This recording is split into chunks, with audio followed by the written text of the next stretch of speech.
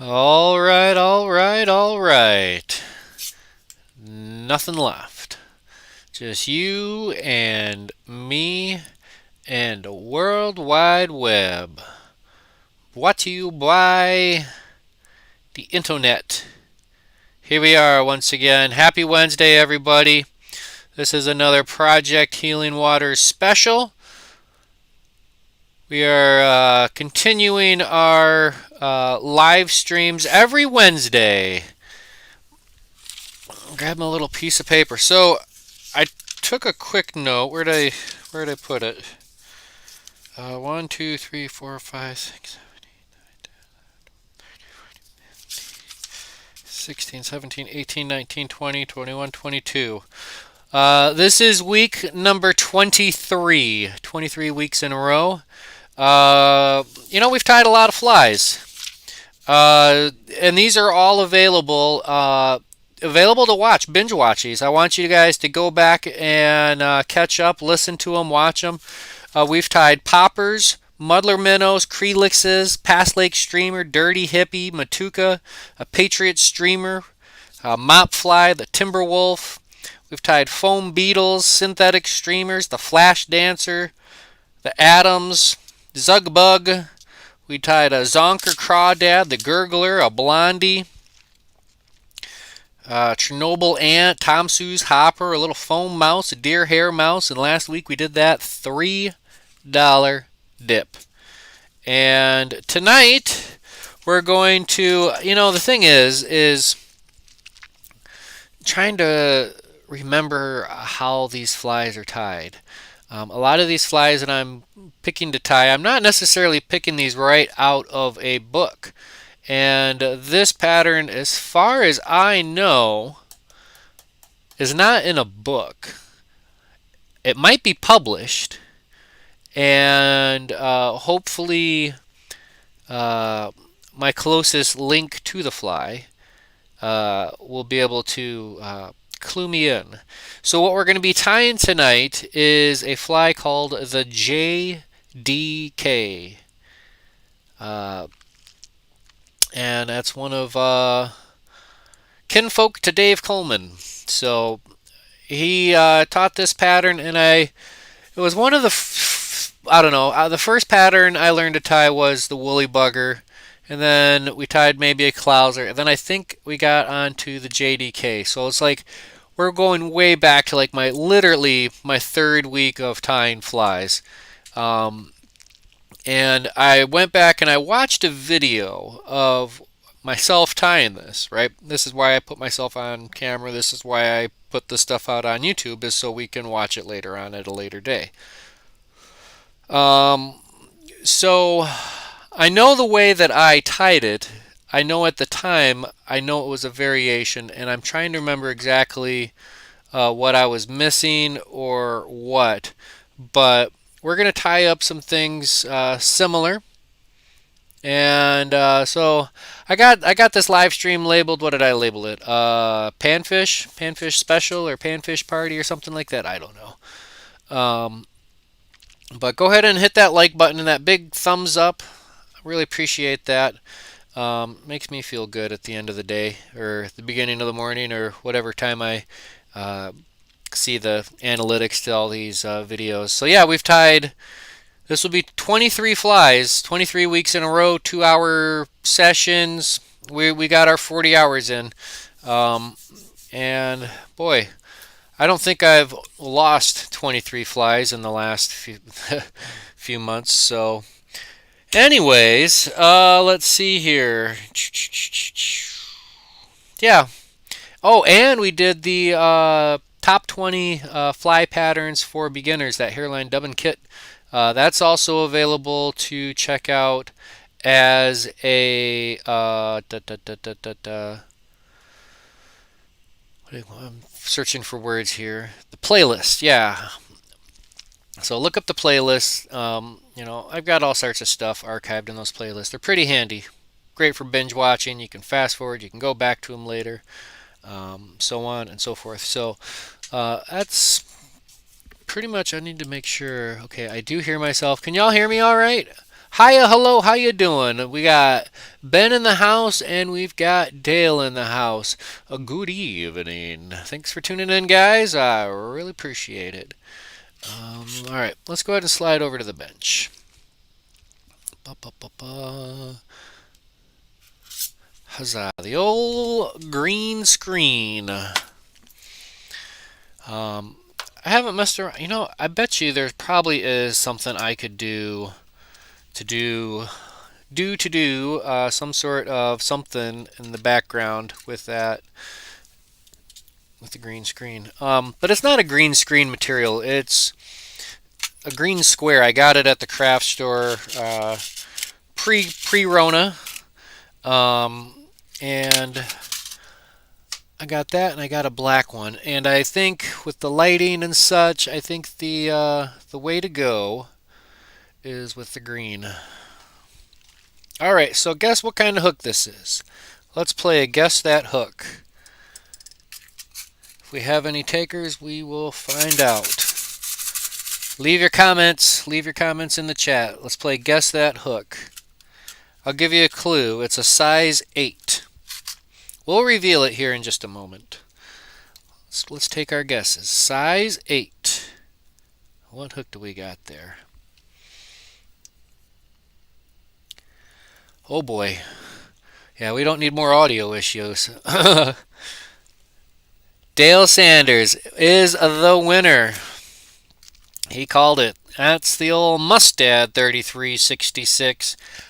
I'll give him the BR. And I'm trying to recall what the BR stands for. Brass? No, bronze? Bronze something. Anyways, thread, we're going to use an 8/0 Vivus, right? And we're going to just kind of explore this as we go. All right, we're going to just start our thread up front. And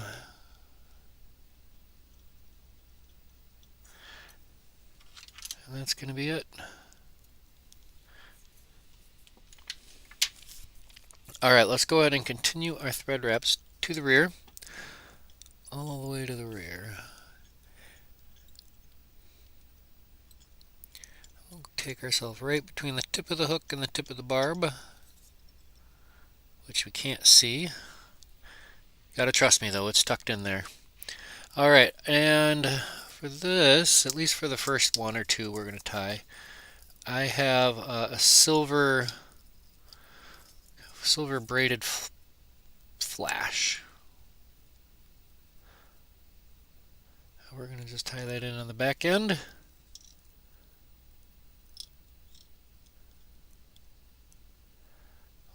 Advance our thread forward, and we'll just get the little bits down. This is one of those super simple patterns. We'll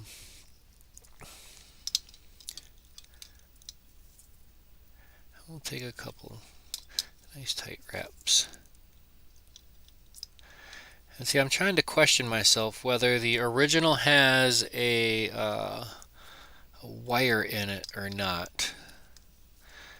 The variation I tied, it's available on my channel here. Check it out. I tied it with flash, just pearl flash, crystal flash, and I palmered it from the front to the rear, and then I gave it a nice sharp twist, and basically just finished it off up front. So we might do that here in a minute. Hopefully, possibly, Mr. Coleman will be joining us tonight. Not sure if he is or not. He might be out fishing.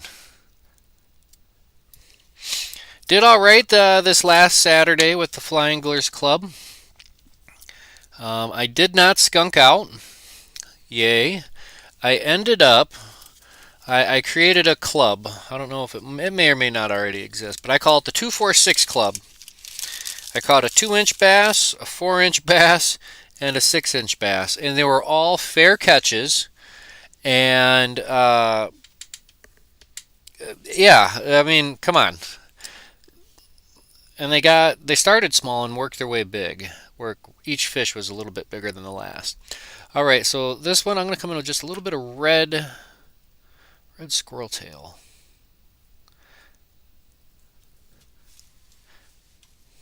And this is it. This is going to be our wing. Give that a nice close trim, nice and close to that hide.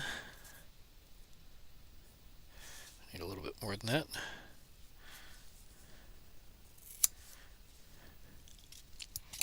Now what do we do with our hair right after we cut it off?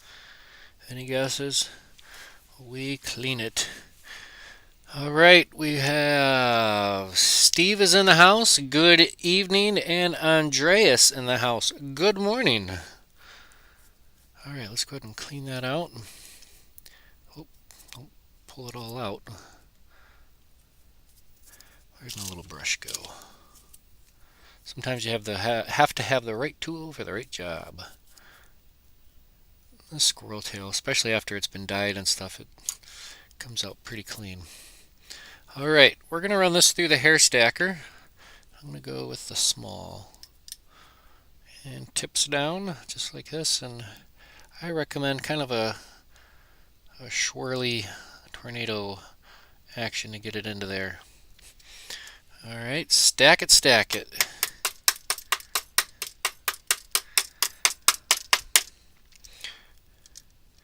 Sometimes you gotta rack it, sometimes you gotta stack it. Hello, come in.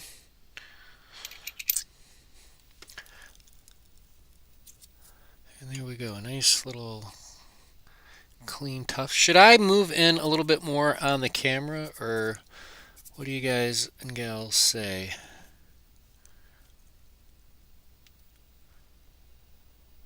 Just a little hair wing.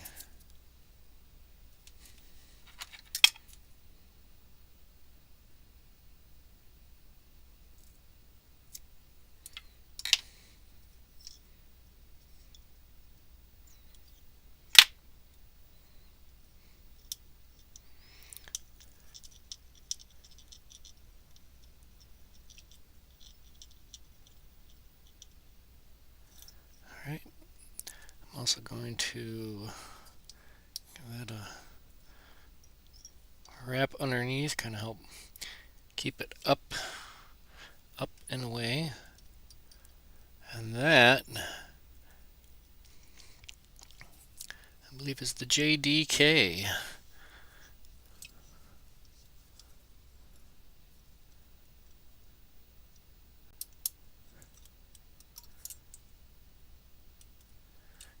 The old 1, 2, 3 whip finish and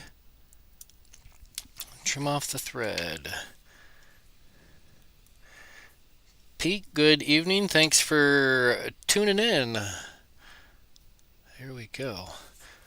Let's grab a little dab of head cement to secure this off. Let's search for, we're going to do a little dab of Solarez Bone Dry. And we'll use Mr. Bodkin and my friend the Bench Monkey. The Bench Monkey hangs out with the Bodkin. So I think that's got to be the name of the Bench Monkey. His name is Mr. Bodkin. Right? Anyways, I know I need a hobby. What do you do? Who here is not going just a little bit crazy over the last 23 weeks?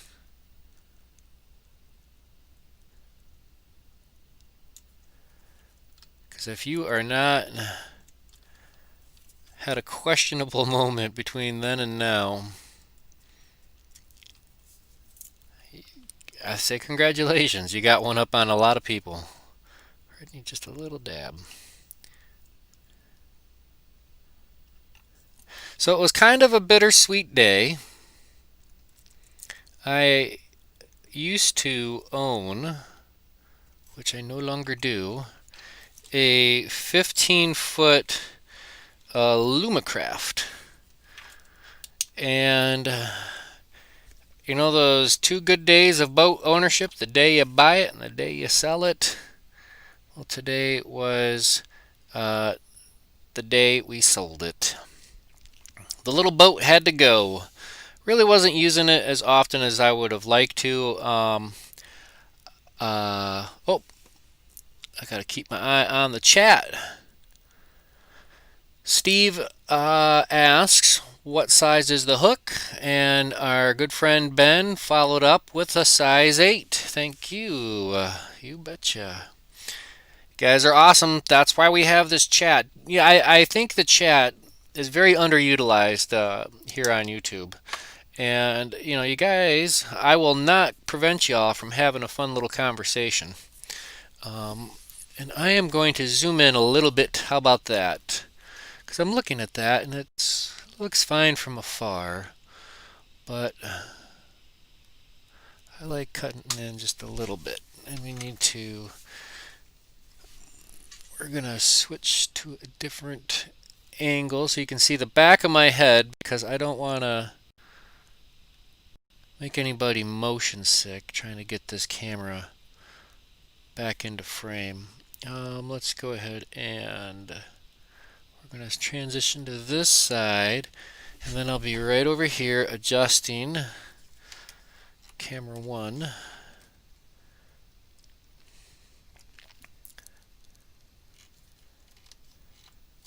See, that way you guys don't have to get sick. Ooh. Yeah, anyways. Alright, we're back. Back at it. We zoomed in just a little bit, just a wee little bit. And that's pretty a hot chartreuse. Now, I don't remember if the original has wire in it or not. I really honestly don't remember. So that's going to be version 1 of ways to tie this. Let's go ahead and there one is way down here. I don't know how else to tell you, but you definitely need to get a few of these corks for your bench. I don't think I have enough, but it's going to be great. We'll just stick him in like that. And don't forget to mash that barb before you hit the water, if that's your thing. I tend to leave my barbs on until I get to the water. For me, since day one, it's always been an indicator that the fly has not hit the water yet. It's a brand new fly. So I've got flies in my fly box after they've been dried, and if it has a mashed barb, I know I've used it. And I've made it a practice that before I throw that fly out there, I always double check. And I have a special pair of hemostats that I keep on me when I'm out on the river, and that just mashes it down. So bada boom, bada bing. That's number 1, huh? We like that. At least I do. The fish are gonna love it. And guess what I'm gonna go do tomorrow morning? I am gonna go catch some panfish on this. If you haven't checked it out yet, be sure to, if you're on Instagram, check out All Tied Up on Instagram. And there I post a lot of pictures of everything I tie. And sometimes you'll get some fish pictures in there if I ever catch a fish. Ha ha ha ha ha. I'm definitely better at tying flies than I am actually using them. So, and I don't know. Maybe it's I like everybody else. I just need more time on the water. Let's go ahead and start our thread up front. Size 8, mustad 3366. I'm going to start our thread right behind the eye. 8-aught. 8-aught. Alright, so this is another way to tie this. This is kind of a with a twist, literally with a twist. We're going to come in with some crystal flash, some pearl crystal flash. Alright, on the bottom end I cut the corner of my bag so I can just reach in with my bodkin, or my whip finish tool, and I can just pick out just a few strands at a time. Alright, 1, 2, 3, 4. You know what? We're going to go one more. 5.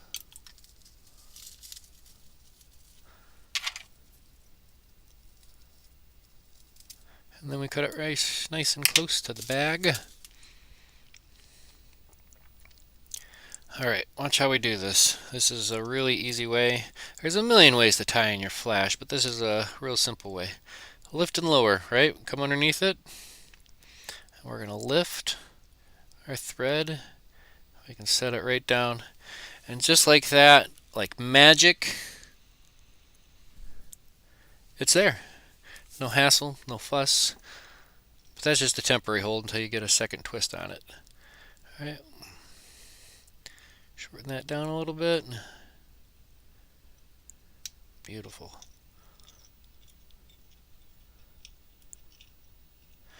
Alright, check this out. Let me make sure I got my Hackle pliers nearby.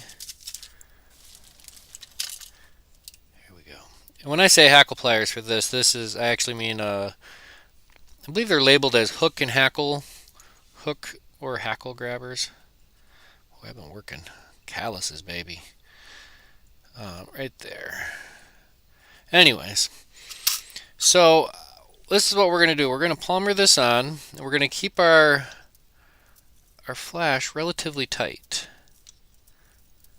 We're just going to work our way from the front to the rear, and we're keeping it bunched up nice and tight. This is just laying a little pearl flash body.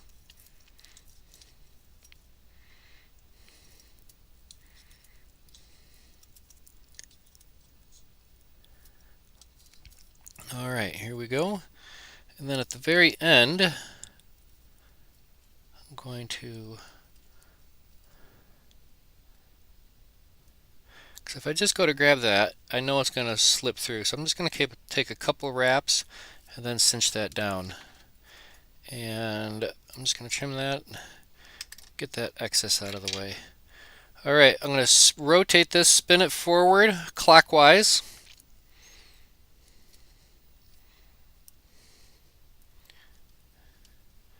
Just like so. And it's going to rope up. And this is actually going to be our ribbing. Keep on a-twisting.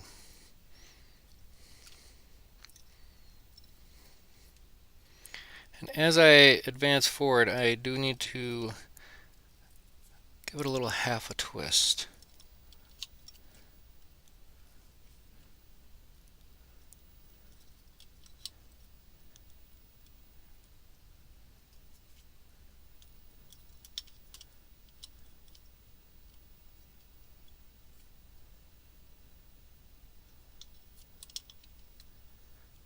There we go. Go ahead and just lock that in, a few wraps behind it. Release the little hook and hackle grabber. I'm going to let that untwist just so it kind of starts to relax on the tension aspect of that. Alright, see how we did that? Where is the music? Can we hear me?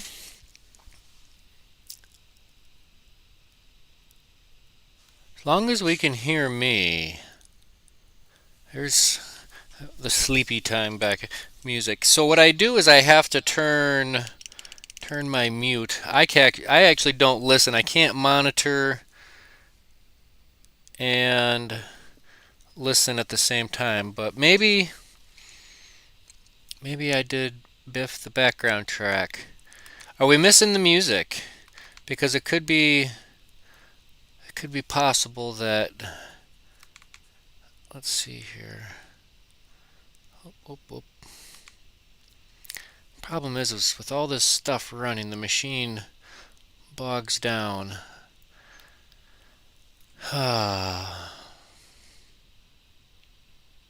Okay.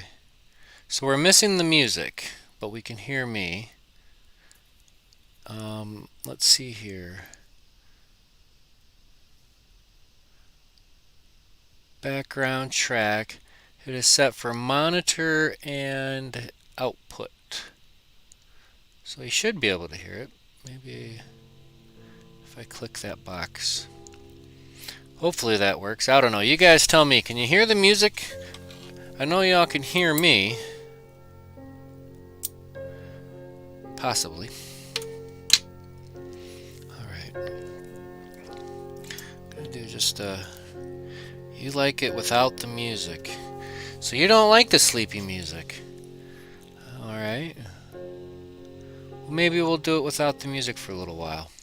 I'll just hit that mute button.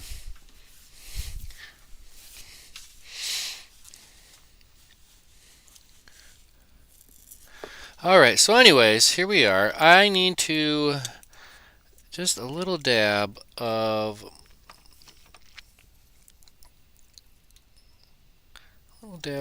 bone dry.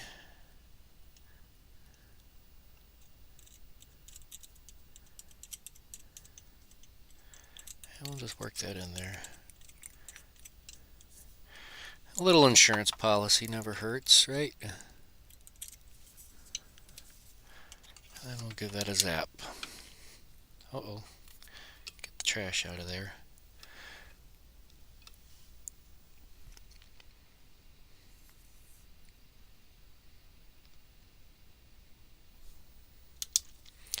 Yeah.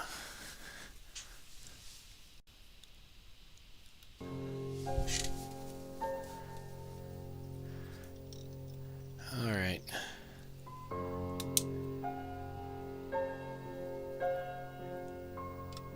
But I think if I tie with an absolute silence, I'm way too self-conscious about every little breath I take and sniffle and sneeze. It does get a little tough. So I will have. I did turn it back on. So I do apologize for those who don't like it.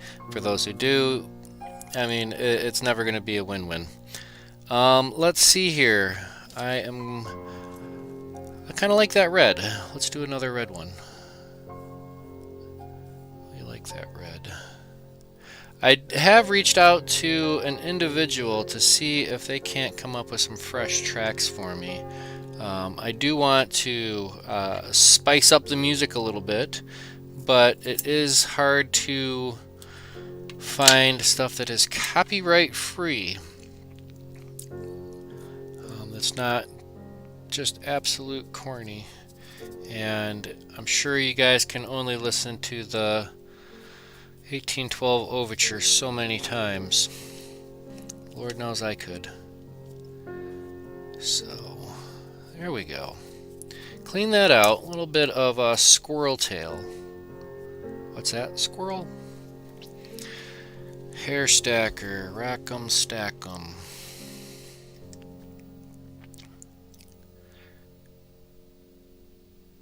Gonna cyclone that in. And we'll give it a quick stack. Doesn't have to be a perfect stack. Oh! Saved it. And lost it.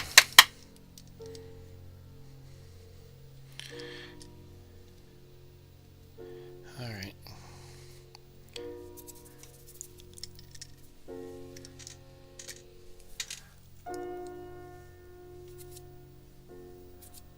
Actually, what I want to do, and I didn't do this on the first one, is I just want to add a little touch of wax, wherever it may be.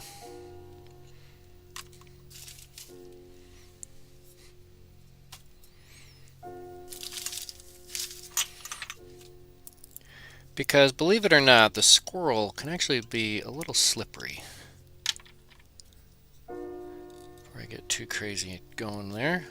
Alright, let's measure out our little wing. That didn't quite stack as good as I wanted it. Let's give it another round.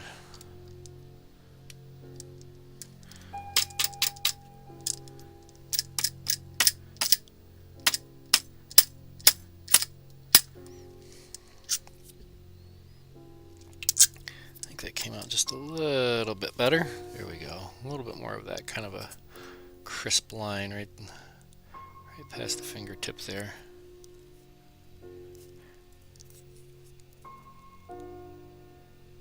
Oh yeah, we're gonna do some natural squirrel tail here in a minute. We like our options. You know, it's good to be able to tie the exact fly 5,000 times, but I think it's also just as important to be able to tie the same fly 5,000 different ways. See what I'm saying? There we go. And we'll do a wrap or two directly behind, kind of help keep that up a little bit prouder. Here we go. I like it.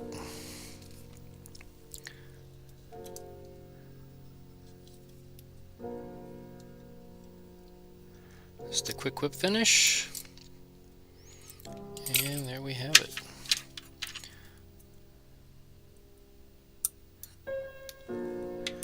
So that's two little red wing JDKs with different style bodies.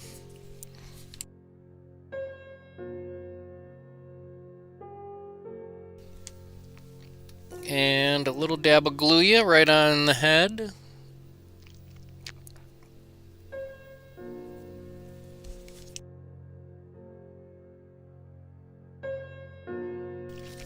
And there it is.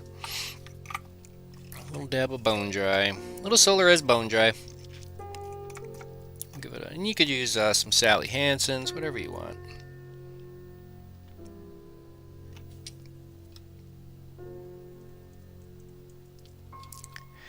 And I am going to go catch some sunnies on this tomorrow. What's fun is my little secret lake that I go to, aka the practice pond. Lots of sunnies in there. Always plenty of sunnies to chase after. And every now and then hook up on usually a smaller largemouth. Never a quote-unquote big, not a big old bucket mouth, but I don't know. When you're not expecting a good-sized bass, hey, it's a lot of fun, what can I say? Alright, let's check that out. So that's kind of version 2 with that little fiery red wing. So I believe this is more in line with the original. I don't recall if we added a wire in there or not.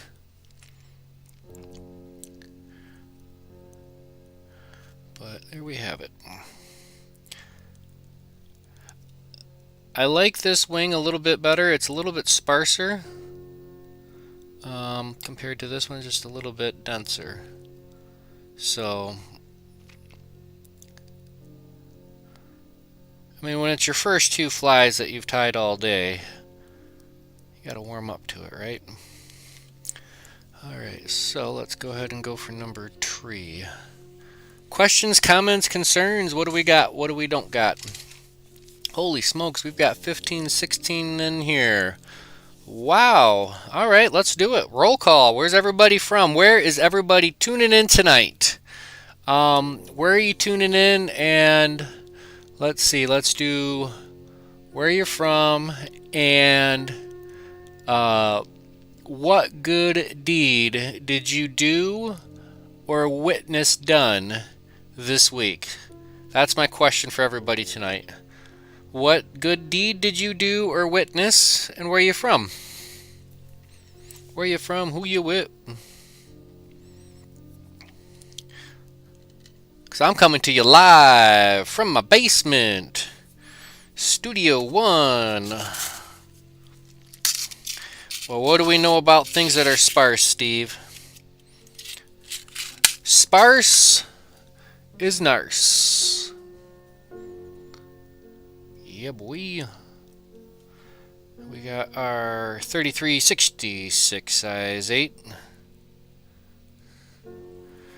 Germany is in the house. We got a Wyoming. Here we go, 3366. Not quite 100 left in there anymore, but we're going to whittle her down.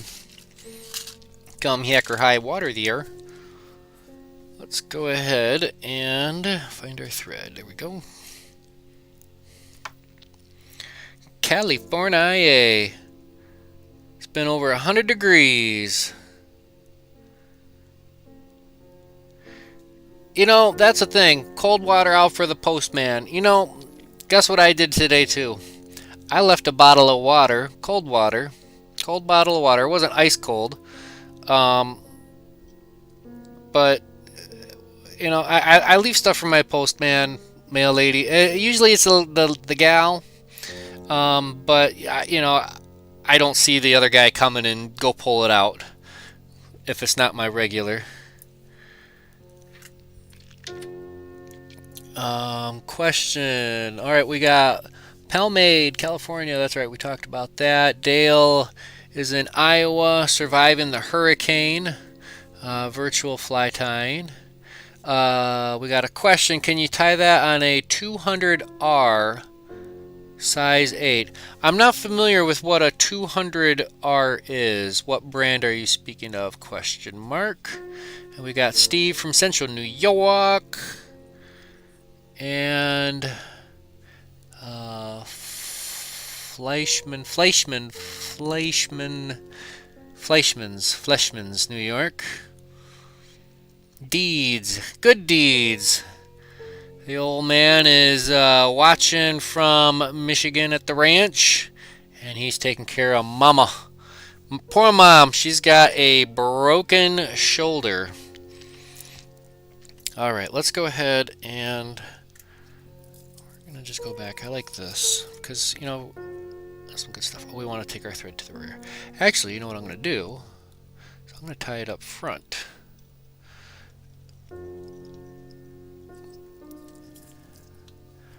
And I'm gonna wrap to the rear and back to the front. Oh, a Tiemco 200. I'm sure why not. I don't see why you couldn't. This is designed to be a dry fly. I don't know. I'm not familiar with Tiemco hooks. 200 to me, if my brain is thinking correctly, if I were to venture to guess, and this is just guesses and speculation, because I mean I could go dig around and try to find something, but my Tiemco listings and whatnot. But anyways, this is it's a wet fly. It's a heavier, you know, and this is on a 3366. So it's a sprout hook. It's a heavier gauge wire. This sucker is more or less designed to sink. Not more or less, but it is. So let's go ahead and finish this off right there. This really almost just looks like a chewing gum wrapper. It's a hook. Oh, it's a... Yeah, you know what? I don't see why you couldn't do that. Let me... You know, we might just dig and do something with that. We might try that. If I can... I bet you I have a 200R, but... Yeah, and it's a nymph hook, so... I don't think you'd get the length, maybe? What's the general consensus? Let's ask the audience. Tiemco 200R. Oh, and we're going to go with a natural squirrel tail. Squirrel. And I think this is natural, or it could be brown. I can't really tell. But you know what? I know I have some with the white tips nearby.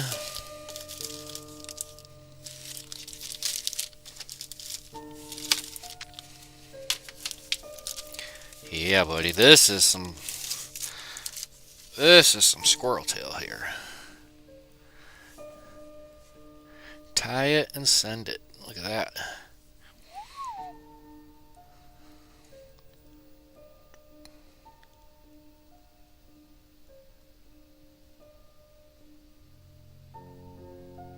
Anyways, let's grab a small little tuft.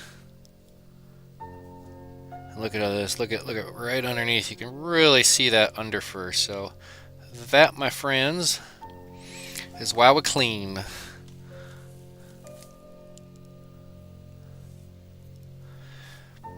I tie flies for everything. I've come to the conclusion that I really don't care what a fly is actually designed for. I just fish them, honestly. At this point, you know, this is a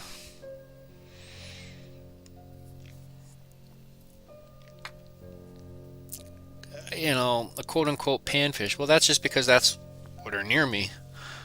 Um, but you know,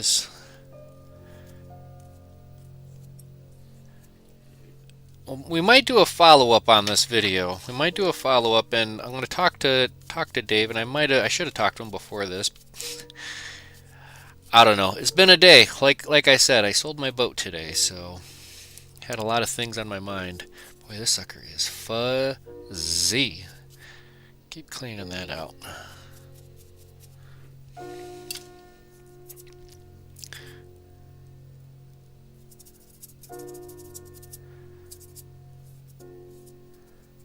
There we go.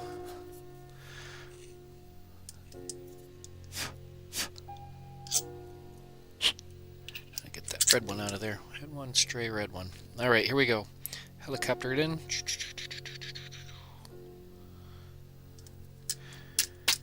All right, let's go ahead and stack it.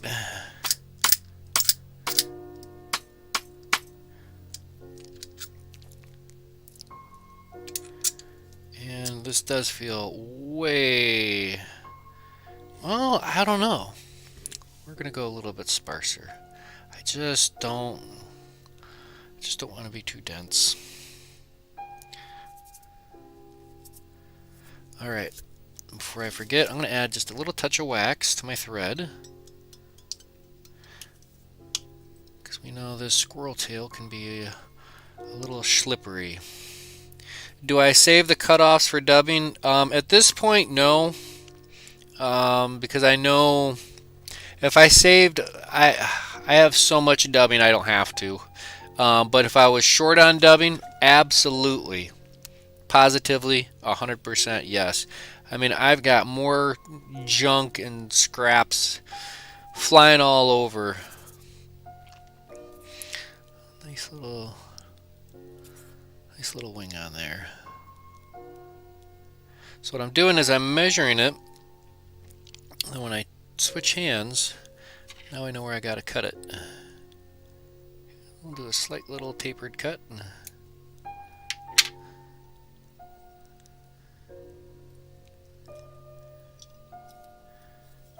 Alright, some nice tight wraps.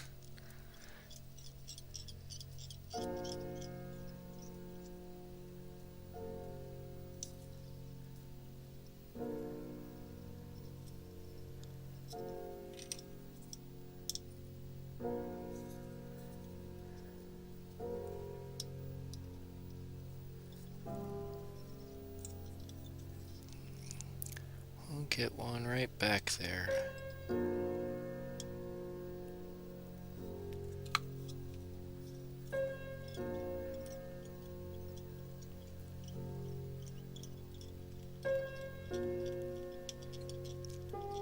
How about that? That's what I'm talking about. Best way to keep bugs out of material. Well, the methodology I do is first everything is bags and bags and bags and bags. I try to keep everything is in its own individual bag or bin or tub, and then I have little wooden cedar balls, and I've got them all over the place. All my drawers have one. Each of my tubs, everything that's natural got a little cedar ball with it. So also the best way to get rid of them, I mean, you have to isolate the situation, the contaminated material, and then I would suggest just straight up getting rid of that.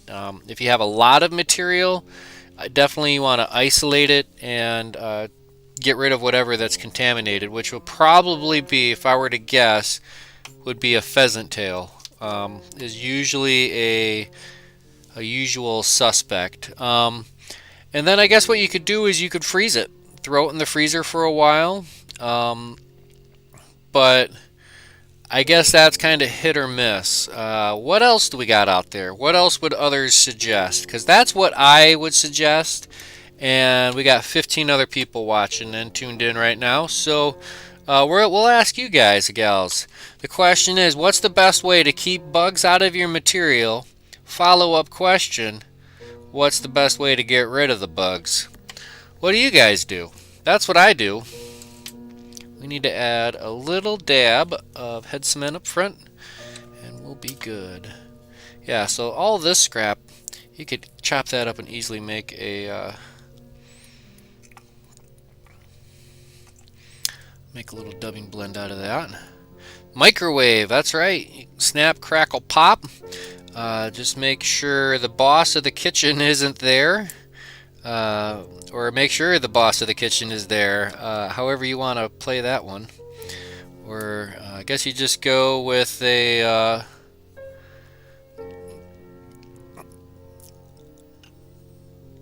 go with the microwave until they stop popping, I suppose. But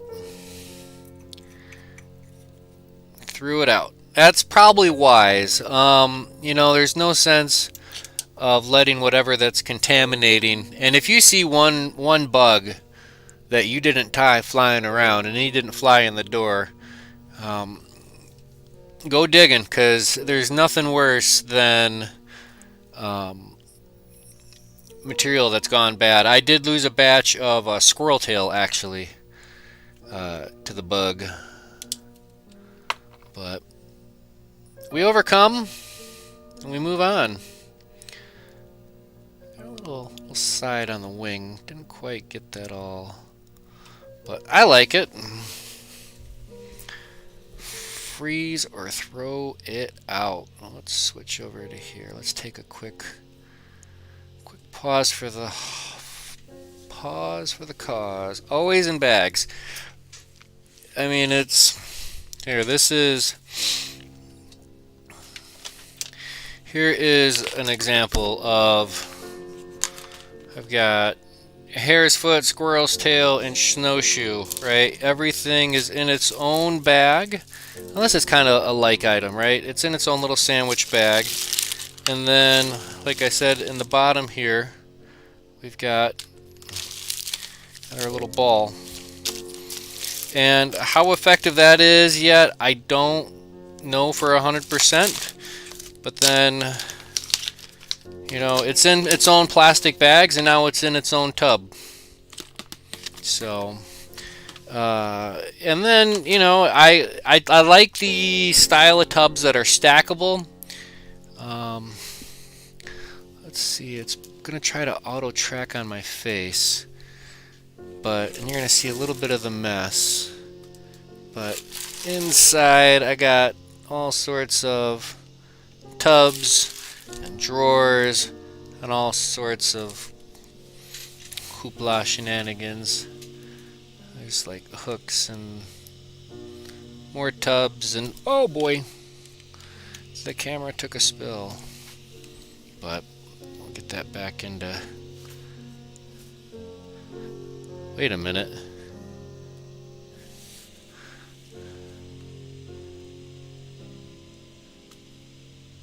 There we go. All right. So we also have some suggestions of storing bags and bins. Add cloves to the bag. I haven't heard cloves. That might be a way to go too. Yeah. All right. Well, let's see here. Let's do some more. I need to. We almost knocked over the coffee mug. Ah. I love a good cup of coffee while I tie. What can I say? What else? What other problems can we solve today? I don't know.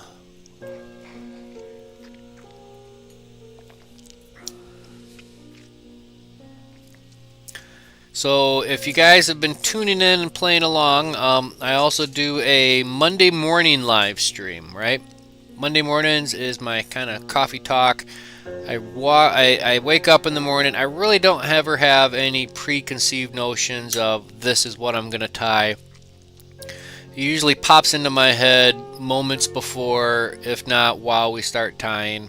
Have a cup of coffee, a little bit kind of more like this, where I do a lot more jibber jabbering than tying flies typically. But anyways, tied the fly in the morning and went immediately out to my practice pond and started catching fish on it. How awesome! From bench to water within hours. Wow.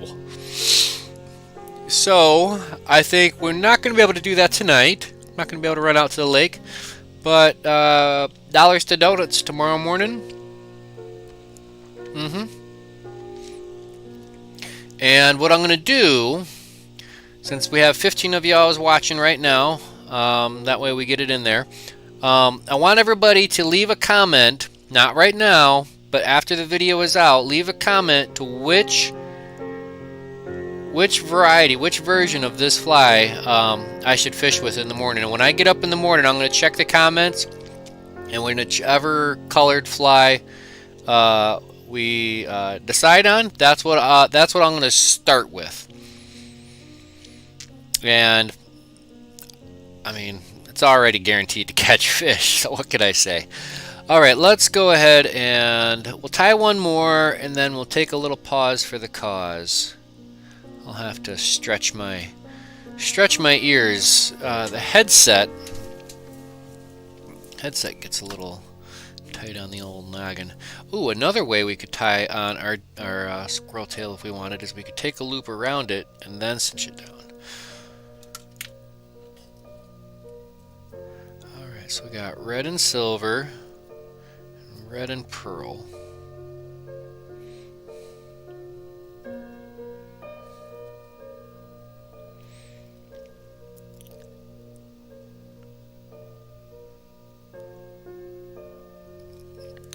I don't know. We're having fun. I'm having fun. Steve says an old-time trick taught to him by a retired commercial tyer. Now, when you say cloves, what do you mean by cloves? Like, my brain, for whatever reason, is thinking of clover. Like garlic cloves? Clove of what?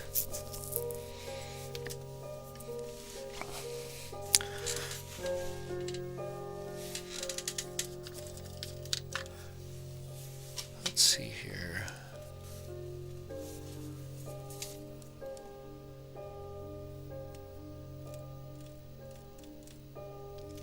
We need our hook. That's what I'm looking for. It wasn't already on the vise. Who forgot to put the hook in the vise? First thing you do. The very first thing you do. So you got to put the hook in the vise. Well, not really. Unless you're going to hand tie it. Whole cloves, spice. Okay. I'm about to get some of that. Because you can't have too many defenses. Size 8 Mustad 3366 hook. And I'm using a black A-dot. What is it? Vivus? Vivus. You gotta believe us for the Vivus.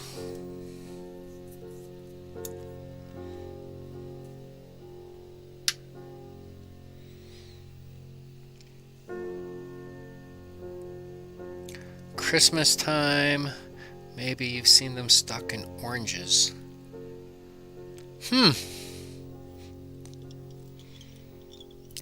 Now I gotta start. Man, you guys, I'm learning so much tonight. Thank you. Thank you. I appreciate it. We're gonna do another one with the crystal flash. A little crystal flash bash. Oh, and in ham. Alright, there we go. Cut corner on the bag. Sometimes in life you do gotta cut corners. Let's do 1, 2. That's tray. That's one more than tray.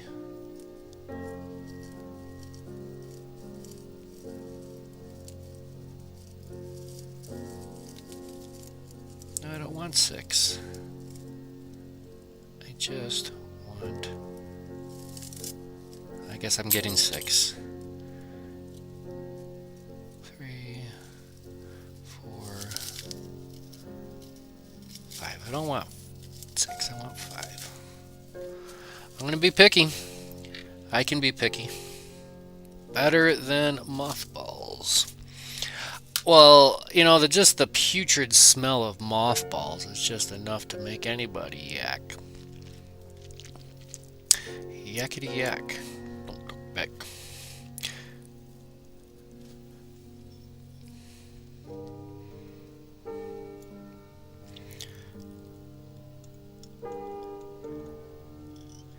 We'll trim that off. I'm feeling cheeky. We got lucky the first time. We just got it to cinch right up. But you're not always going to be super lucky. Alright, let's palmer this from the front to the rear. And as I wrap this, you take the kink out of the tinsel. Or the kink out of the crystal. Then it just becomes pearl flash.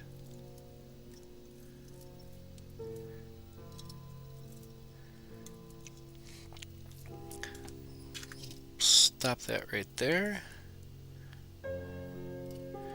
Grab onto it with our hook and hackle pliers. I like to take a twist or two just to make sure it doesn't slip out. And we're going to spin and twist and spin and twist and spin and twist and spin and twist and twist. See how it kind of wants to spring? That's when we know we're ready to start palmering forward. But as we wrap forward, we need to maintain that twist.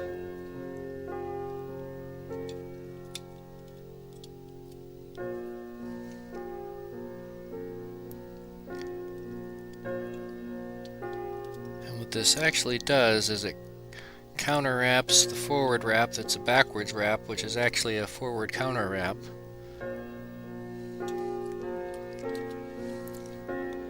If that makes sense. Just space that out just a little bit more.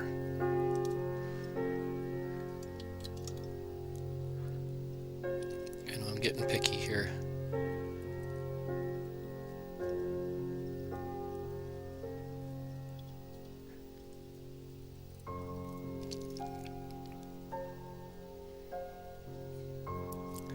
Bada boom, bada bing.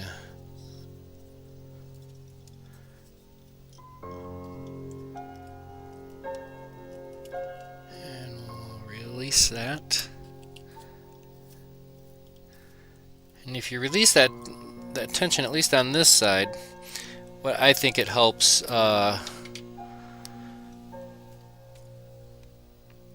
really helps the help it lock down. I feel like Elmer Fudd tonight. Da da da da da da da.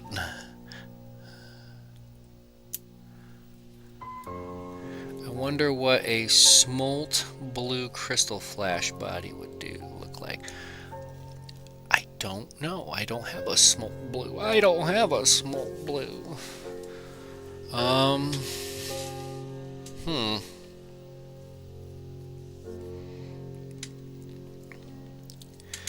let's see. We'll have to think of what else we can do for this.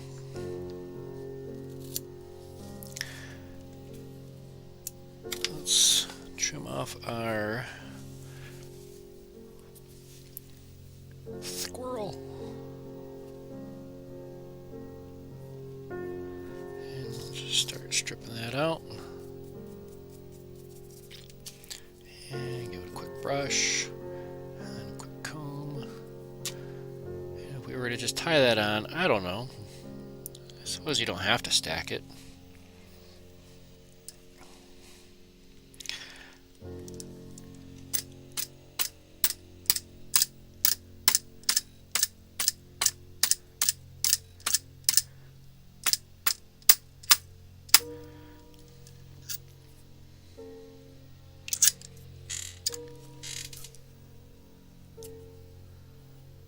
Ooh, that's nice.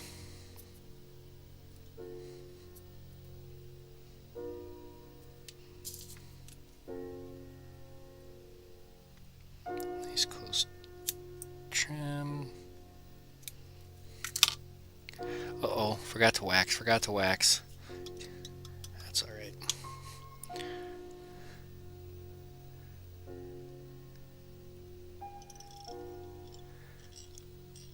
Just make sure that stays on top. Oh boy, I pushed down on the vise. Ooh. I think we could have went just a little bit longer on that tail, that wing. Yeah, we gotta go just a little bit longer on that. I wonder if I can just... No, we're just going to have to recut. Redo. So I got this little bit from earlier. Give that a restack. It's pretty sparse. It might be enough. Yeah.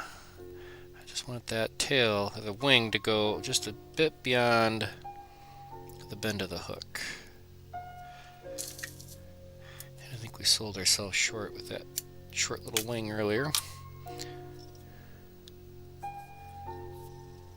Spin your thread counterclockwise, anti-clockwise, depending on what tongues you're speaking of.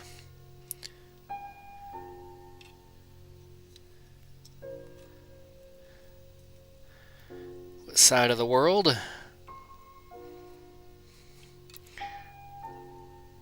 I remember when I first heard a speaker use anti-clockwise, clockwise, anti-clockwise. You know, it's just like, it was a new term. I never heard it, you know, spoke that way. And I was like, that's silly. But, you know, it makes sense. So typically, whenever I talk about going clockwise or anti-clockwise, I always say both. Because as you know, we are international here today.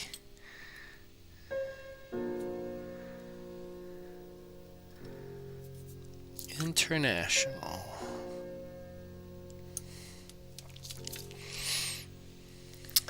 A body with a small chenille. Let's try that. We can definitely try that. We'll take a quick pause after we get our head cement on. Here it is. Because I bet you I got a small chenille, a little micro chenille somewhere.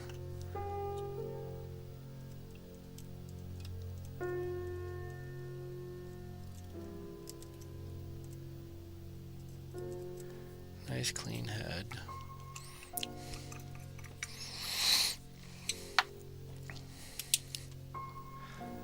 Alright, we'll give that a little zap. Set it and forget it.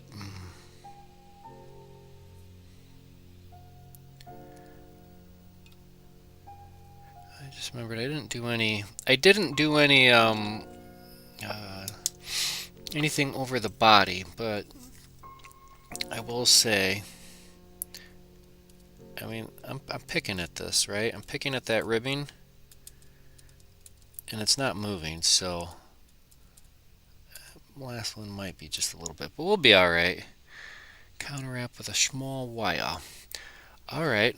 All right, we're going to take a quick pause for the cause. I need to just step up, we'll step away for just a minute, and then I'll be right back. What do we got here? I'm tying in a size 10 chenille body, medium rubber legs, and a squirrel tail wing. You know,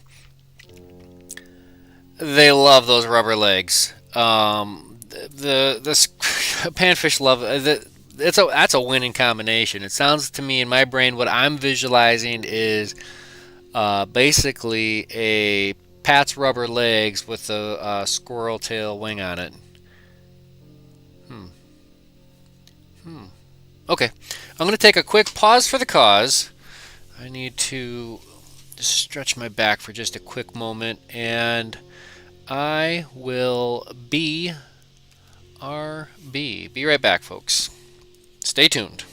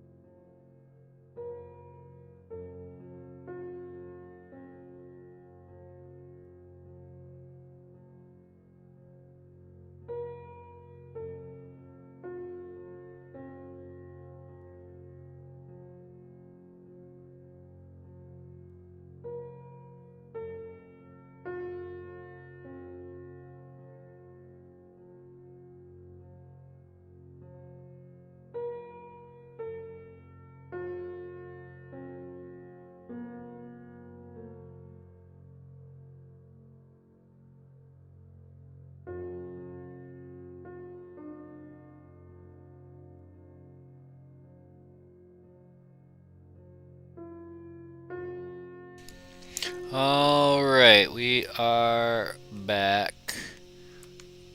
Boom. go to the little mini-me.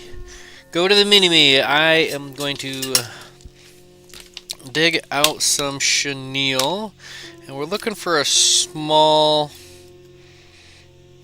chenille. Let's go, because we don't want something too big, too bushy. Let's do 2 of these. Oh, I kind of like this one. Let's do that one and maybe a yellow.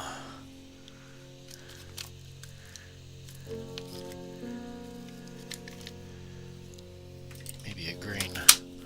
Alright, so now we are, I think are bona fide venturing off the beaten path. Let's see here, we are microphoned on. And let's just switch over to just the fly. Alright, there we go. We need to park this one.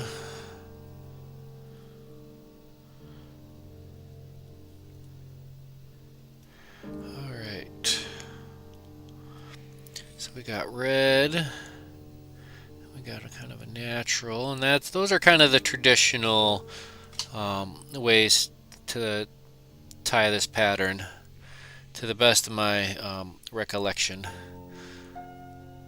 Let's go ahead and let's do another one. We're going to tie this one with chenille, and we're going to do a wire over top of this. So let's start with our hook. Mustad Turdy Tree 66, size 8. Hike, hike, hike. Actually, no, it would be 33, 66, size 8. Strip, strip, strip. Set the hook, set the hook. Alright. We'll start our thread up front. 8/0 black. This is not a gel spun, and it's not, I don't think it's if it is waxed, it's a very lightly waxed. And I don't think Beavis is waxed. I don't know. It doesn't feel super fine. Alright, we'll work our thread just down into that bend, just a wee little bit. And I found this orange. And look real close. You see that little sparkle in there? So this is going to have a little extra. Actually, what I want to tie in first is my wire. If I'm going to do a ribbing, I'm going to tie in my wire first. So let's back that up a little bit.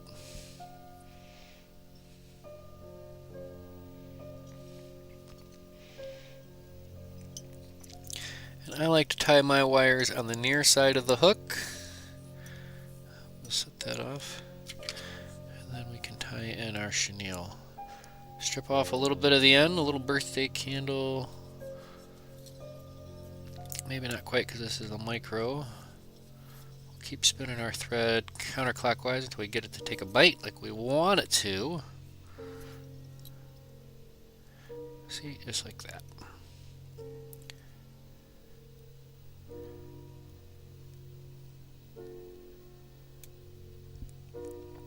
Advance our thread forward.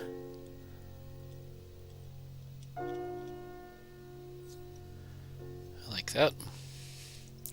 And then we can palmer the chenille up.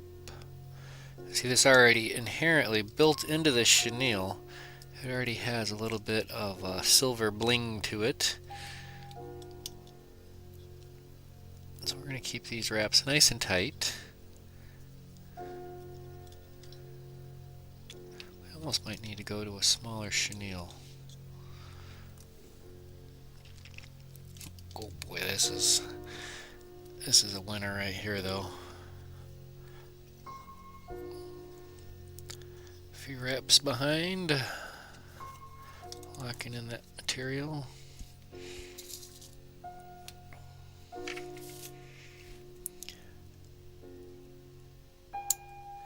There you go. That's that one. Can you guys see that sparkle in there? That's pretty cool. Alright, let's do our ribbing. Take one full turn at the rear, and then we'll evenly space this forward. Just kind of giving that chenille a little insurance policy. All the way up front.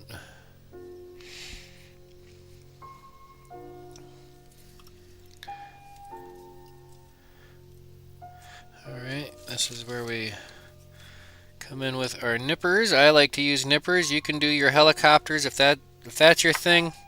That's your thing. If you're going to use your scissors, I highly suggest going all the way to that end, and don't do that with your nice razors unless they're a junk pair. How you use and abuse your fly tying scissors, hey, that's up to you really. Alright, let's get our squirrel tail for our wing. I think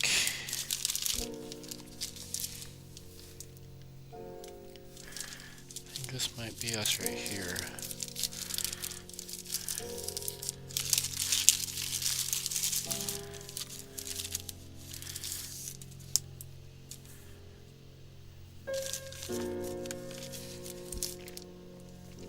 Clove.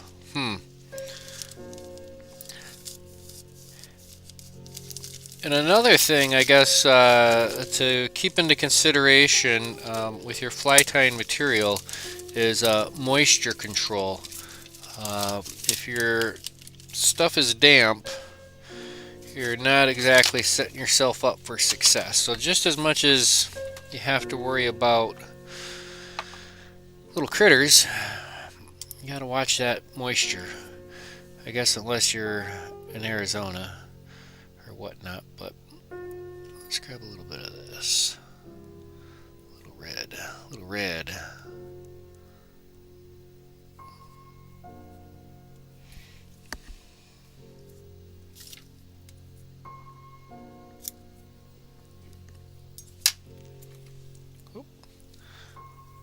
So for my established fly tyers, I might have asked this question before, but how many pairs of scissors do you use? I bounce between really 2 pair for the most part. I got the razors, I got the little adjustable tension knob, and then just a regular pair. Serrated, I believe, micro serrated on one side. Then I got my nippers. Then I got the long pair of the razors for trimming spun deer hair and junk like that, muddlers and junk.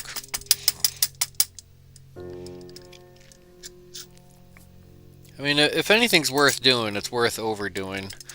You know, multiple pairs of scissors. How many bodkins do you need? How many you want? I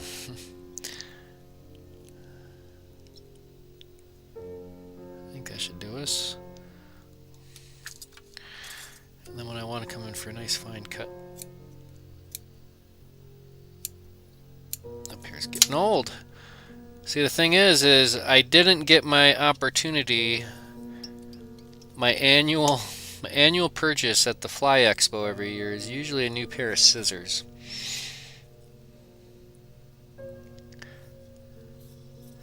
need to get our thread back there just a little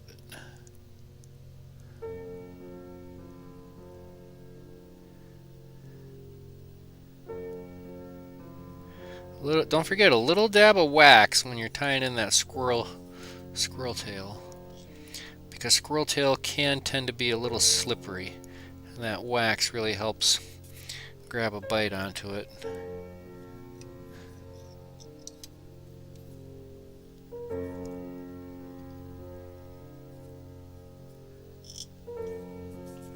Boy, that really flared out.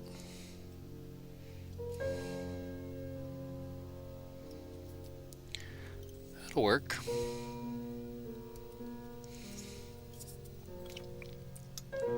Flies don't have to be complicated to be effective. And I think honestly, the more basic the fly is, honestly, the more productive they can be. They definitely, uh, yeah, it's just imagination is your only limitation. We'll just leave it at that. Let's see here. One for each different types of material, hair, wing, yarn. All right, yep, see, there you go. I know I'm not alone. I know I'm not alone. I survived for quite some time with just one pair of scissors that came with my beginner kit, and it was a good pair of scissors. It got me through quite many flies. Um, but then I upgraded and got my first pair of Dr. Slicks, and it was like, poof, mind blown. It was a game changer. Nice. It's just like spinning deer hair and junk and trying to trim it with a double-edged razor blade. It's like trying to go things from a dull blade to a sharp blade. It makes literally all the difference. Let's go. Well, thank you very much. We're gonna do a little dab of bone dry up front.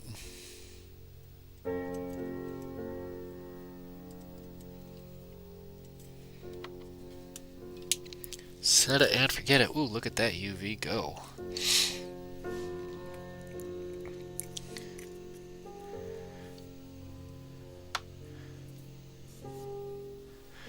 So there we go. Steve uses 6 pairs of scissors, 4 bodkins, and 3 custom made for specific tasks. So I've got my wet bodkin, that I use for my solar res, bone dry, and junk like that. I have another one, I think this is bamboo. I think a bamboo one I use just for picking around. I used to just have one that I kept with my travel gear, because then, if you're like me, or at least I used to, every week, pack everything up and go. So, and it's not who has more, it's finding what works best for you and going with it. And it's not like anybody, I highly doubt Steve went out and bought 6 pairs of scissors, 4 bodkins, all in one sitting. And I don't think anybody went out and purchased all that all at once. So it's a collection over time.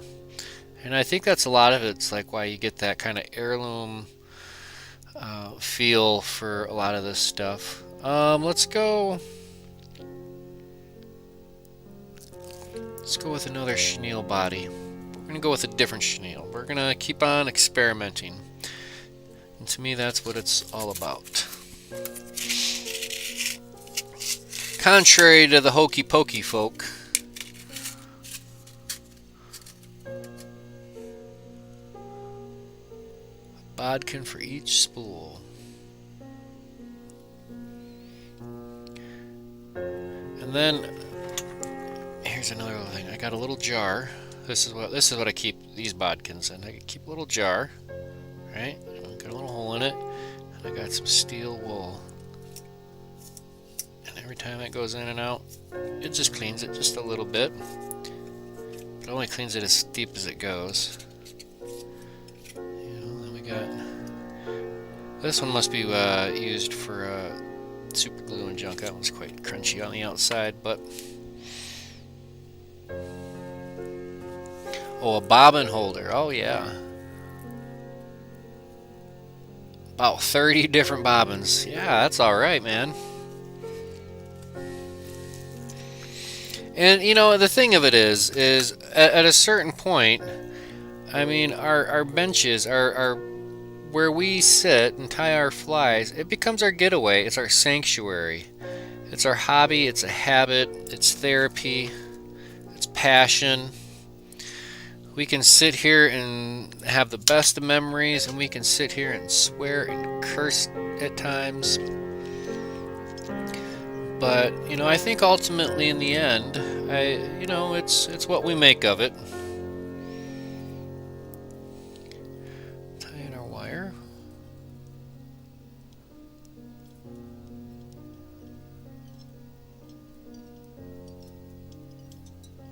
Just about right there. And this time we're going to do a little bit of yellow. We're getting down to the end on my yellow chenille. Please send supplies.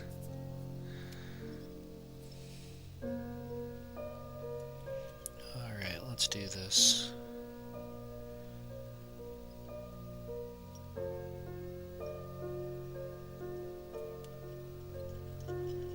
Alright.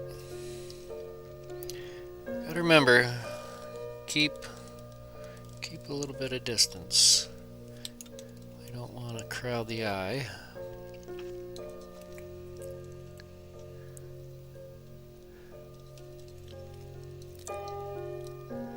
You know, I can't even spools of thread, man.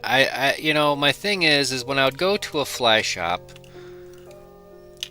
I always look in the clearance bins, and in the clearance bins you'll typically find a lot of just discount thread, and a lot of it you'll never use, but you'll be glad you had it when you need it.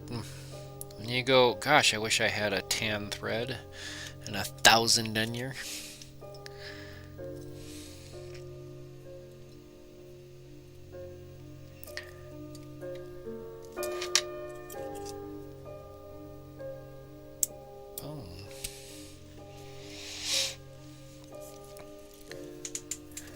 Well, that's good to hear. Help my husband through the recovery of a brain tumor. It brings him peace for sure. That's great. That's absolutely great, and that's what I enjoy about it. I enjoy the creativity of it.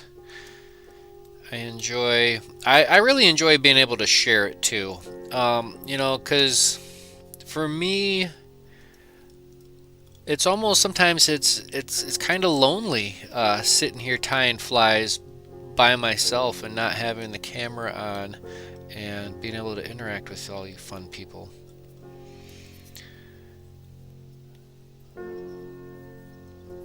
Which is partially why I do a lot of it. You know, like I said, I started, you know, recording videos and putting them out there mostly for archival purposes for myself. So my brain injury is, you know, preventative of memory, and sometimes I have a hard time remembering things, and sometimes I remember the most weirdest things, but here we are, watching, learning, having a good old time.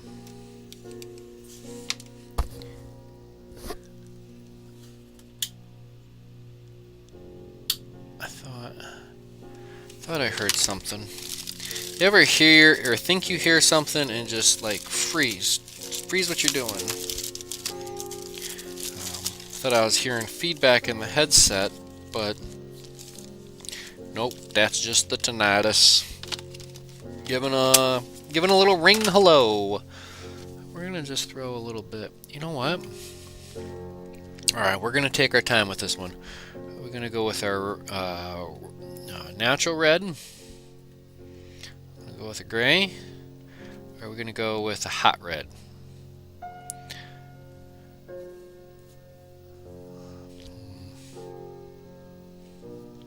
Kind of like that red and yellow, but I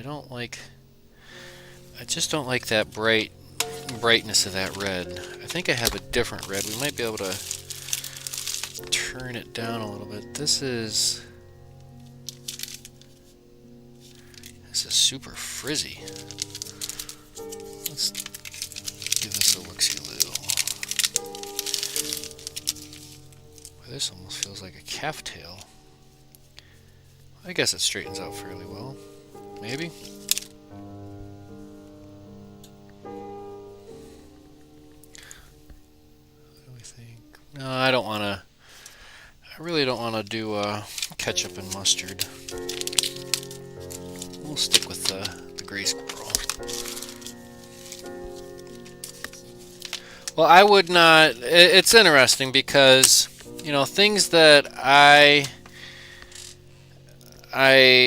I try not to go back and think about the past and dwell on the past, but it's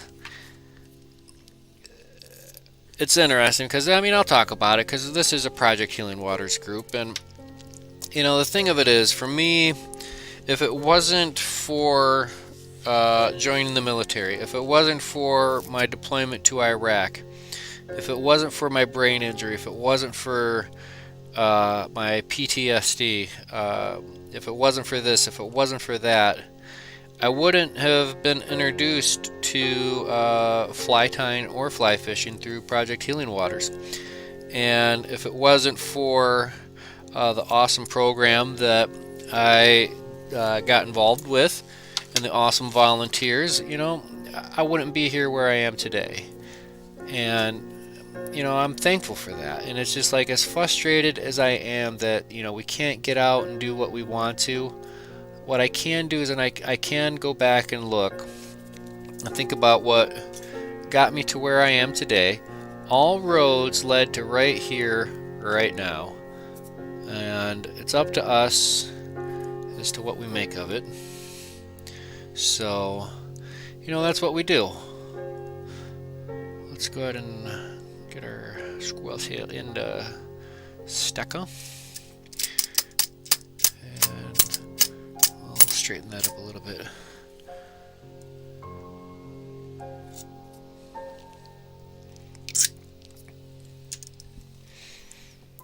It's very rarely ever just about the fishing or the fish. It's the totality of it all, really. Let's give that our little trim.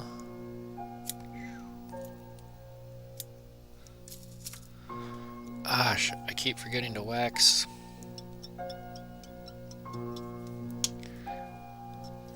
Make sure I whack the line.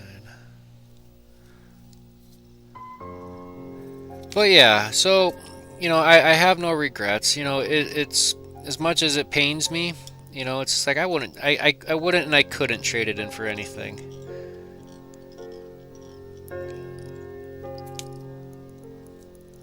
So there. I've had a lot of days in the recent months and weeks. I've really questioned, what was it all for, and just seeing the hatred and the divide of our great nation right now is, frankly, it's sad and it's scary. And it's not that we were divided, because we'll always be divided. It's that we haven't found that middle ground to find that peace.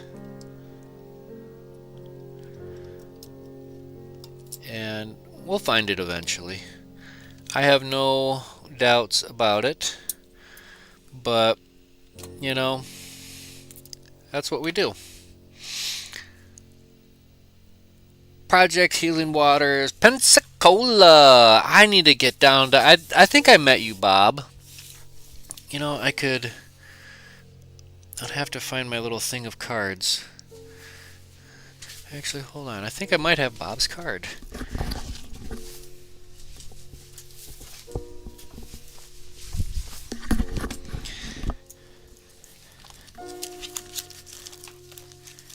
Or those are all in another stack.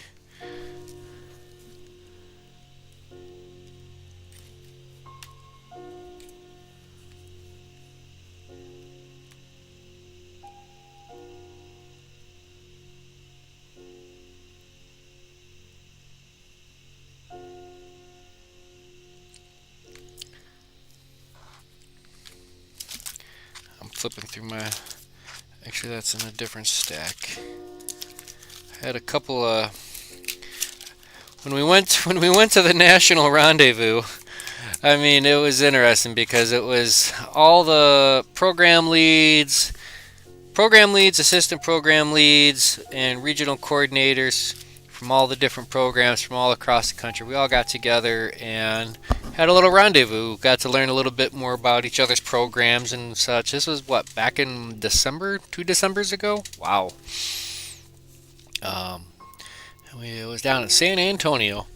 It was absolutely a great time getting to meet other programs and learn what's working and what's not working, and just none of these programs are perfect.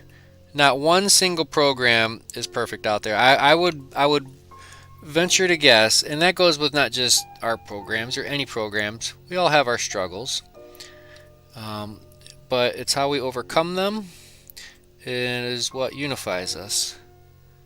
And it's literally the imagination is your only limitation.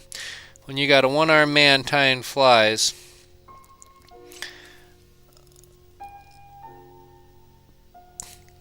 and you got others saying I can't, well, guess what? Yes, you can.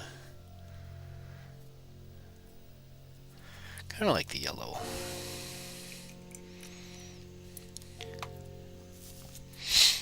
That's going to be quite effective, I will say.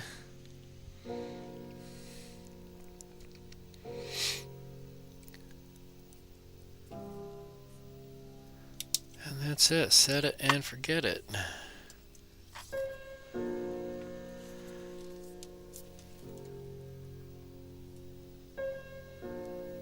Add you to the list.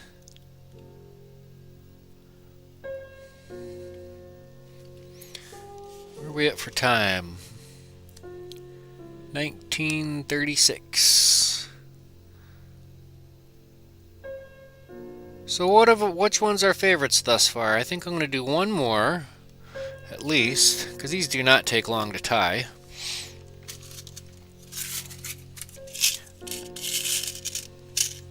We got the time.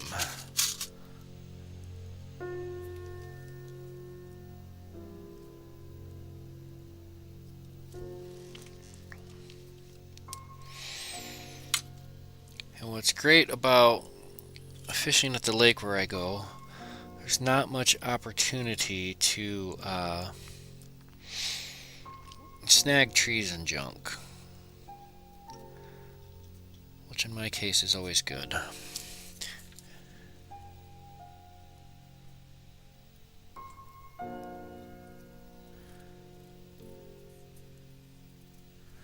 Let's see here. Okay, so Bob missed the San Antonio gathering. Our program lead, Jim White, attended. I became his assistant in January. Okay, awesome. Crisscross. Awesome sauce. It's not Hackle time, but we'll give that a ding ding, because we like that. Alright. Appreciates what you gave for us and freedoms and privileges. Well, I appreciate that. We gotta get our wire.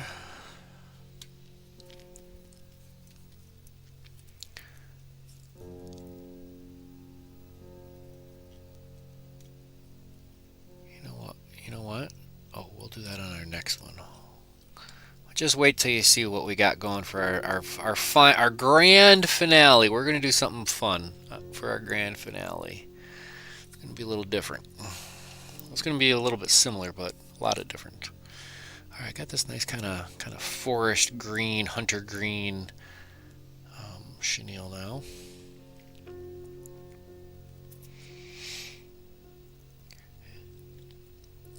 Strip off the fuzz, expose that inner core.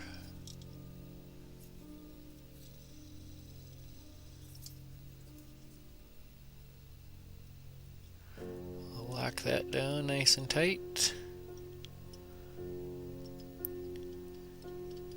Not gonna sweat that little bit because that's gonna get covered up. Covered up, covered up.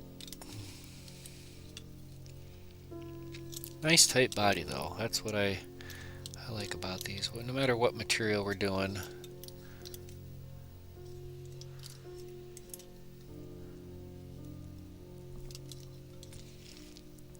Yeah, I'm anxiously awaiting the big update from HQ as to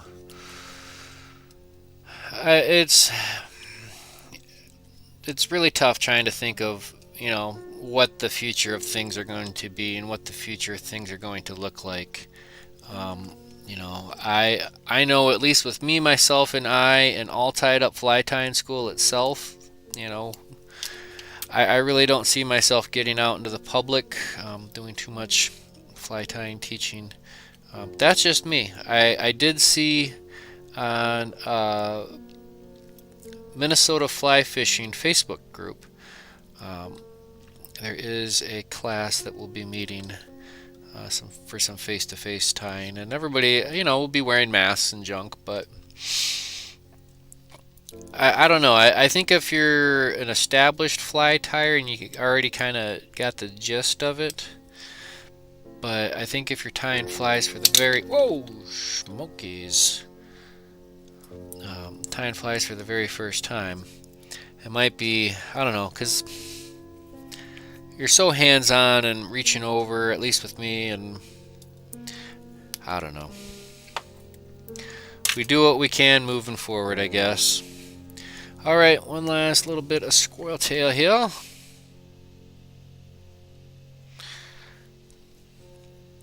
Remember, sparse is nice. Keeping it tight more or less.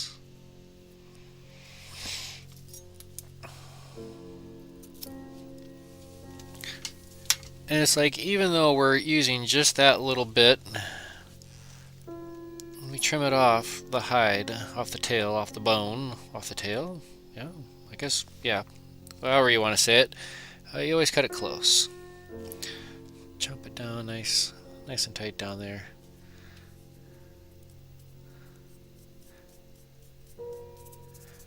Clean this all out. Give it a pinch, give it a twist, give it a brush, give it a comb.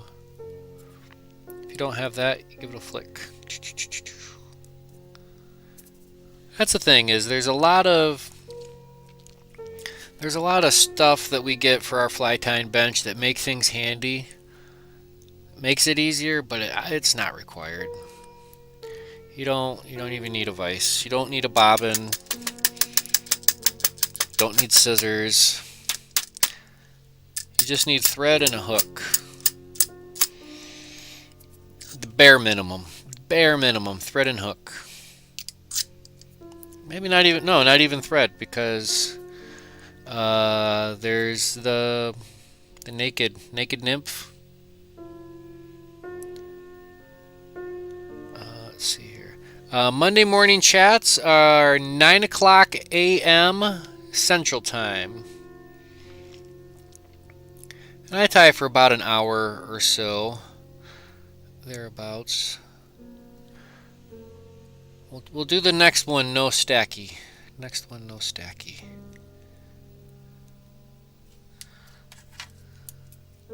Oh, I just caught myself. Almost forgot my wax. Just a little touch. And this is a low tack dubbing wax. You don't want anything too bananas.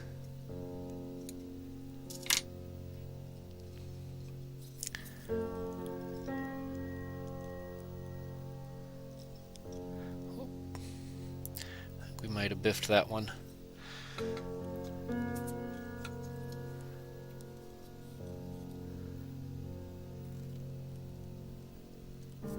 Yep. We lost it. It was too short to hang on to, so we're going to try that again.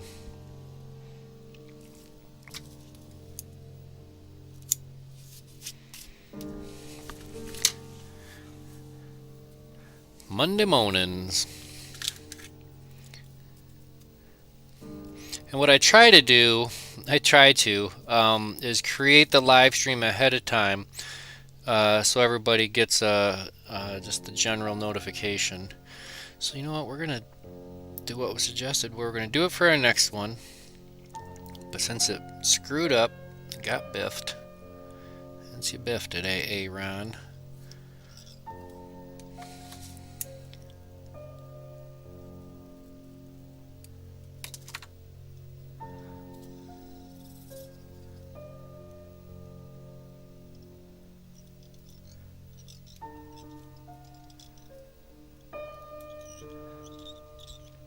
Nice and tight, nice and tight.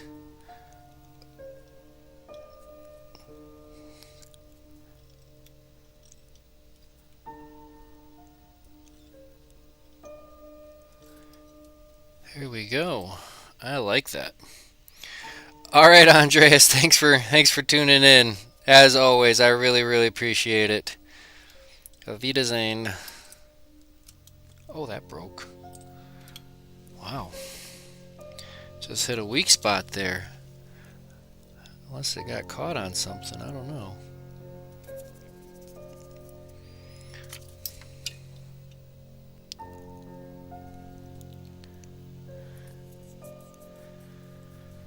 Alright, a little dab of Hideshiment. Kind of like that hunter green with those white tips. That is very nice. Let's grab a dab of Solares Bone Dry.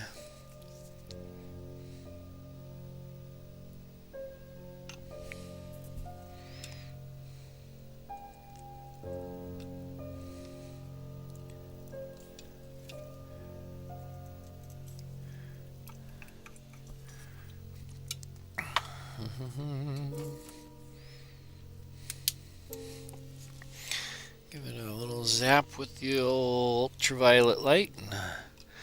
You'll set it and forget it.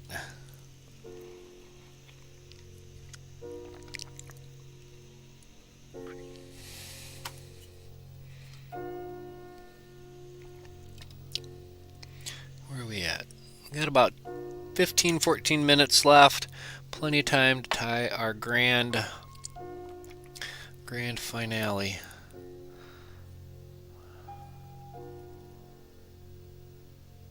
Holy smokes, we've tied 1, 2, 3, 4, 5, 6, 7. We'll do one more and then it'll be 8 is great. Why was 6 afraid of 7? Because 7, 8, 9. Ooh.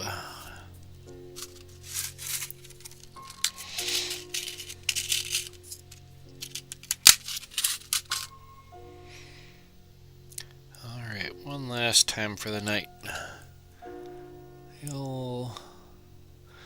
The old 3366. How about that?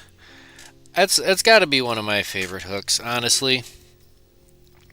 Maybe because it's what I started tying flies with. That's what we use in our Project Healing Waters program.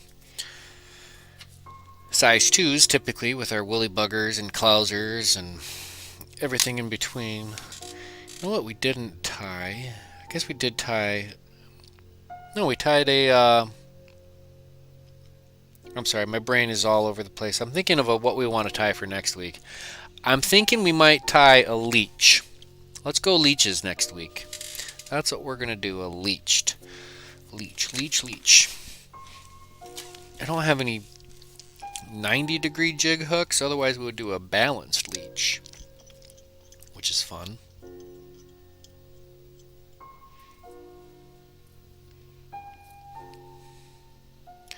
Oh yeah, we're going to do our hybrid. Alright, I like that olive. Not the olive, but that hunter green. Forest green.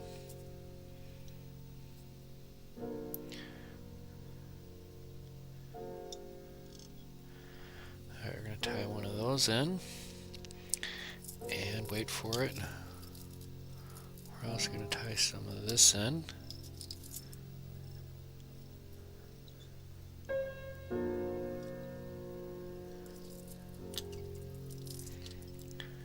And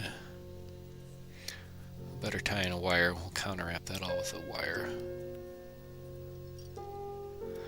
So we got a whole mess of junk tied in there. Let's get that down just a little bit tighter and we'll get our wire in there.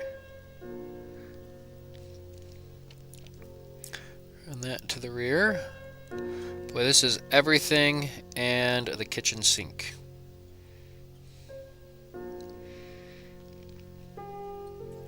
Just into that bend a little bit. Okay. See what you guys never get to see. I'm going to lift this up. I'm going to move this real quick. You guys don't ever get to see it because the camera's focused in. my little material holder I made, or had made. That way I get all my stuff off to the side. What we're going to do is we're going to start with our chenille.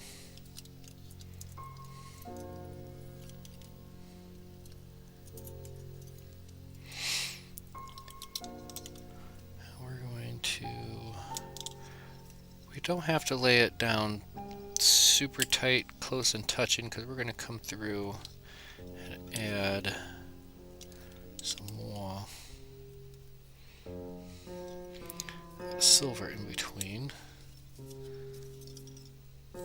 So a couple of wraps there, lock that down. And we'll do the same with the silver.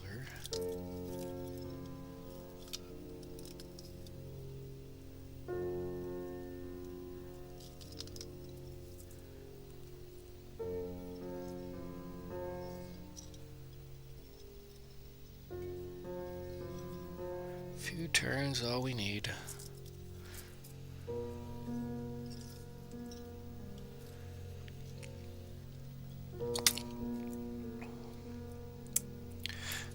Alright, and then with this we'll do a turn or two back here.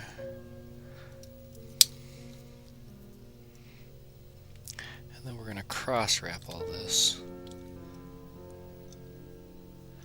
with counter wraps.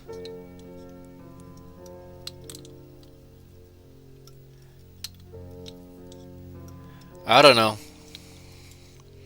It's a thing. That's for sure.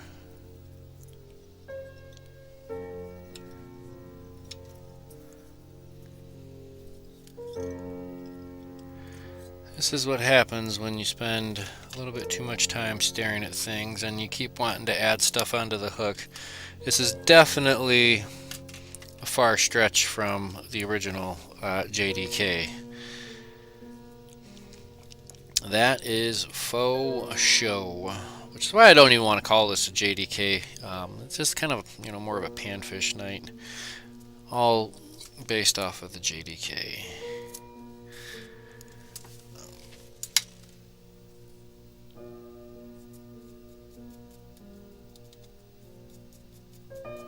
Clean that all out, good and clean.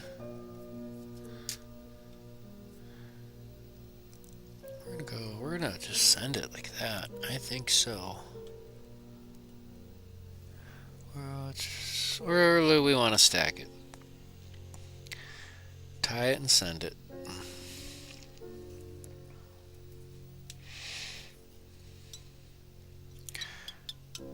Our friend out on the West Coast, the fly fishing veteran on Instagram, Robert Clark, full send fly tie, full send fly fishing, or full, yeah, I think it's just full send fly tie fishing. Full send fly fishing. That's his handle. And I believe I don't know exactly which program he's attached to, but he's out there on the West Coast, Pacific Northwest. Uh-oh, let's go just a little bit further. There we go. I think we lost it. We lost it. We lost it. No, no, no, no.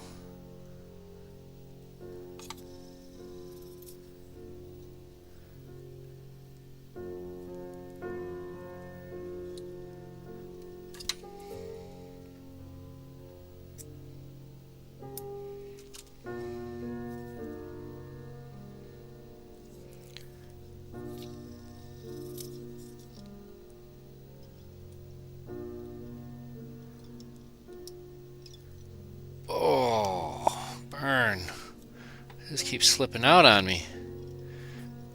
Alright.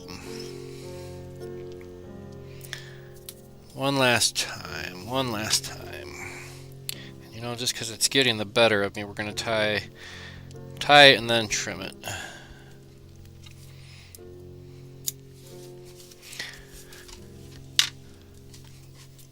My fingers are getting a little fatigued here this evening.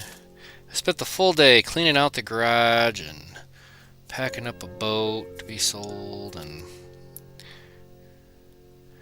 alright, so another way we can do this, we just tie it on.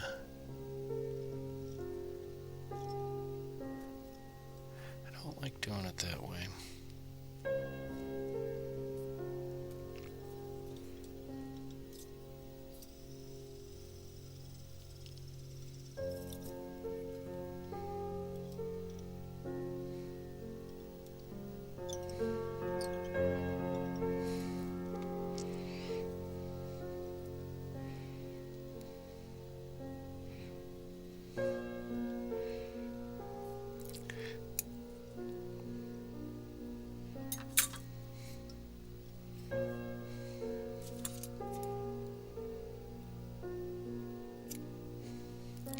Sometimes that's just gotta do it.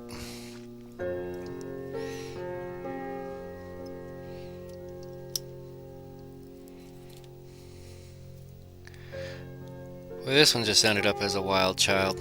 That's alright. This one's probably gonna be my favorite. I don't know. It's not my favorite. I won't lie. Let's get you a little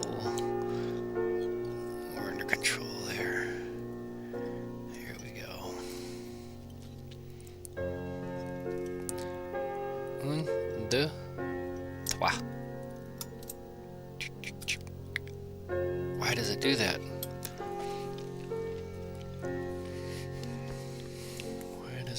Why is this thread breaking on me when I whip finish?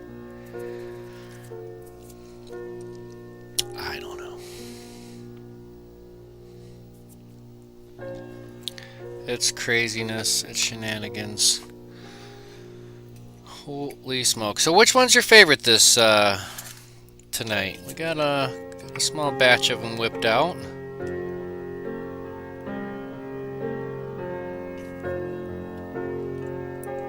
Different colors, same concept, same underlying theme. You know, it's basically, long story short, it's just a hair wing. Just a hair wing, if you want to keep it basic and simple. But these are just going to be killer.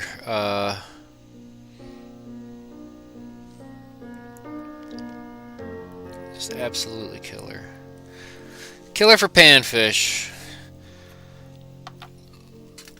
And I will be posting pictures on Instagram probably tomorrow with one of these flies hanging out of a fish's mouth. So we got our top bet on yellow. I agree. I think yellow might be a contender. So we got, let's see, red and silver, red and pearl, a gray and silver, a gray and pearl. I think that's just kind of we'll call that a tan and orange.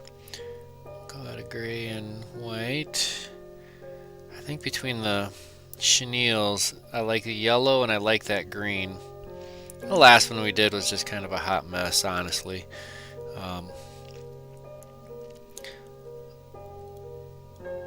But I don't know. It's a lot of fun. What do we got? 2, 4, 6.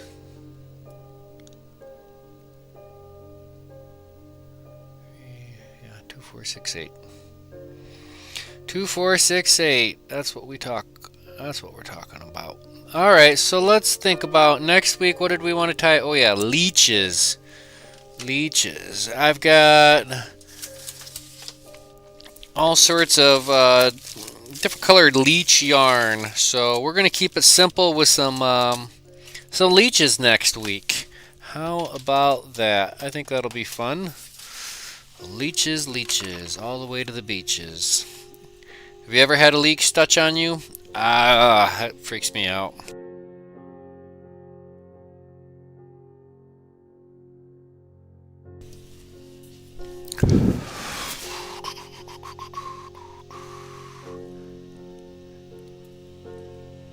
Bam, there we go. Well, yeah, I really like the variations and varieties. I mean, like I said, if you can start tying and then just tweak it a little bit and then tweak it a little bit and then tweak it a little bit. Come on, back up here. Come on, camera. I guess I'm too far down. All right. Anyways, sorry about that. I had a glare on the screen. It was a little hard for me to see. So, anyways, let's go ahead and wind her down. We're going to tie leeches next week. I guess it doesn't do any good to have that there like that. Hold on, let me get one of these. Get the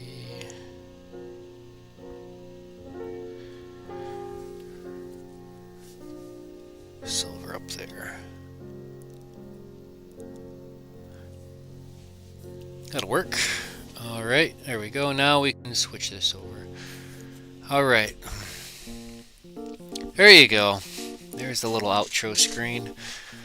Next week, yeah, like I said, we're going to be doing leeches next week. Yeah, we'll just focus on that. Join me Monday. Don't know what we're going to be tying Monday morning. That'll kick off. Let's see here. 9 o'clock Central Time, Monday morning, we'll be here tying again. And then again next week, Wednesday, rain or shine. This was number 23 weeks in a row for the Project Healing Water Special. Join me for next week. That'll be the double dozen. And yeah, we'll just leave it at that. So thank you all for watching. I want everybody to stay healthy. Please stay safe. Happy tying, everybody. Yeah, sure. You betcha. Tight lines. Peace.